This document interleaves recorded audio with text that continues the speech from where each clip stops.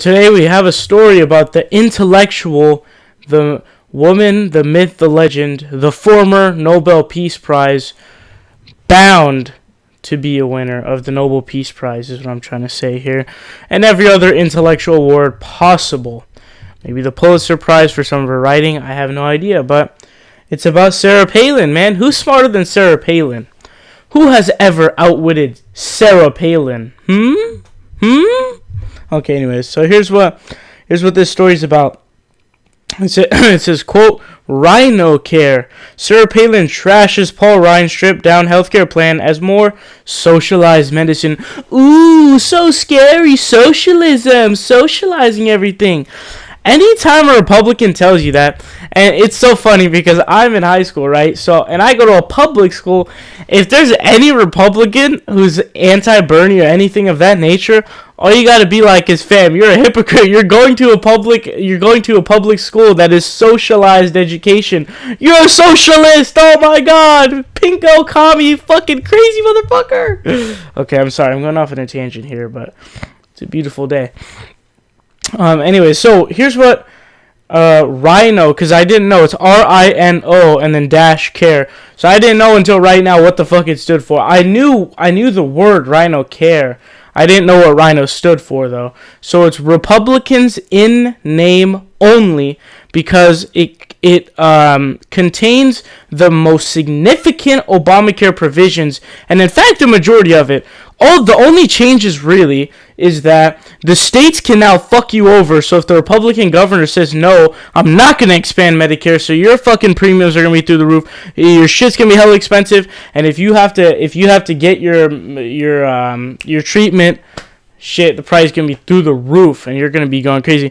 I love how the GOP does that, too. They'll totally use malpractice by blocking it in their states, and they go, look, Obamacare is a failure. Obamacare is shit, man. Like, dude, you're the one blocking it. You're on purpose making it worse for those people in the state. And this is supposed to be the party of the morality, Christianity, Jesus Christ. And you guys are literally going out of your way to make sure that people pay more for health care and receive the same or worse treatment. Fucking insane. But, oh yeah, so the most important provisions, by the way, are the by far most significant ones that are benefits for people. The number one by far is the pre-existing conditions one, where hospitals used to literally be able to say if they found anything beforehand, so they would go back and look at your records after giving you a procedure and be like, oh, you had some fucking stomach fungus. Now you had to pay out of pocket $40,000, hand it over. That's so ridiculous. How many people are going to go bankrupt because of that? 25,000 to 45,000 people die every year because they lack access to basic health insurance. You should ask Canada how many people die a year because they don't have access to health care. I'm wondering, what do you think that number is? It's fucking zero. It's zero. Supposed American exceptionalism. Sorry, I'm coughing shit up.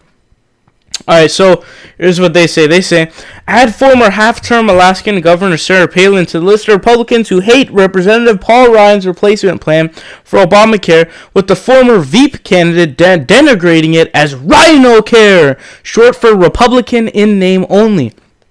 Oh shit. Here's the kicker. Speaking with the Steve Bannon-influenced Breitbart news site, the most credible news site on planet Earth, Palin trashed Ryan's proposal, sarcastically mocking the top Republicans behind it as fearless leaders. Actually, that's a good criticism. Sarah Palin, I'm going to give you credit for this one. They aren't fearless leaders, actually. They're basically trying to give tax breaks for the rich and then make it so the states can fuck you. And they're going to keep all the provisions that are the main provisions in there because they need to win re-election. Trump's approval rating is already so fucking low. They have to do something good, okay? Let's see. Here's what she said. I do want to speak about this, but I am tempted to say not another word from our fearless leaders about this new form of Obamacare that I'm going to call RINO-Care. Not another word from them until we are definitively told that there is no provision whatsoever allowing Congress to exempt itself whatsoever with this law. Okay, that's interesting. As with anything else mandated by Congress, every single dotted I and crossed T better apply to them too, and not just the people who they are loading this thing over, because remember, this is government-controlled healthcare. Ooh, so spooky. Did you know we pay twice as much for our healthcare, and we get a strong amount less in quality? And you can look that up. Those are statistical facts. The system that requires enrollment in an unaffordable, unsustainable, unwanted, unconstitutional continuation of government-run medicine. And even in this new quasi-reform proposal, there is still an aspect of socialism. That's the whole premise here. Do you realize how fucking shitty our country would be without socialist programs? Are you fucking high? Could you imagine without... How many Republicans would flip because there's no VA? I thought you guys cared about the troops. I thought you guys cared about the army. And Colin Kaepernick 6 times said, "Oh, he's against the troops. He's against the troops." No, motherfucker, he's not. But let's say this, okay? So you guys say you're for the troops. The VA, the Veterans Affairs, is a socialized program that gathers tax money to help the veterans because they need help with things when they get injured and they need to get jobs and all this stuff, right? They fight for a fucking country. But you guys claim to be for the army and you claim that liberals are against them. Motherfucker, that's a socialized program. So don't ever say that shit. Number 2, what would we do without public education? Could you imagine not having public schools? How expensive and hard would it be to get access for kids to go to school in the first place? And here's a big thing too, okay?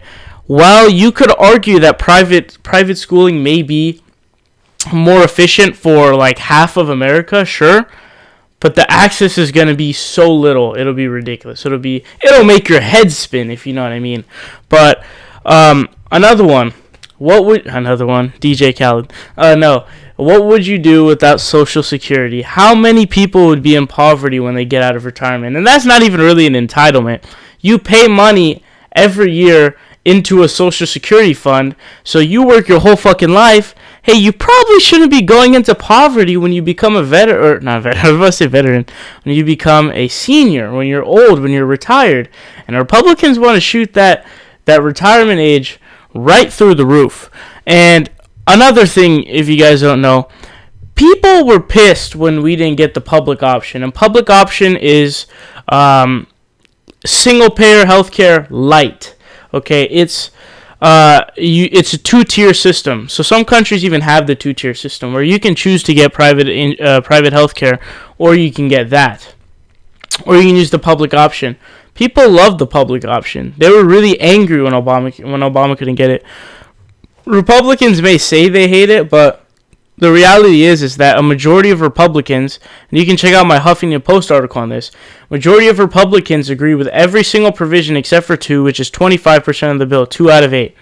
The 2 being the employer paying the health care, and the other one being the individual mandate. The individual mandate is the only one that a majority of Americans don't like. But other than that, so I don't know what to tell you guys, man. This whole idea of being scared of socialism is such a fucking pansy piece of shit thing to do.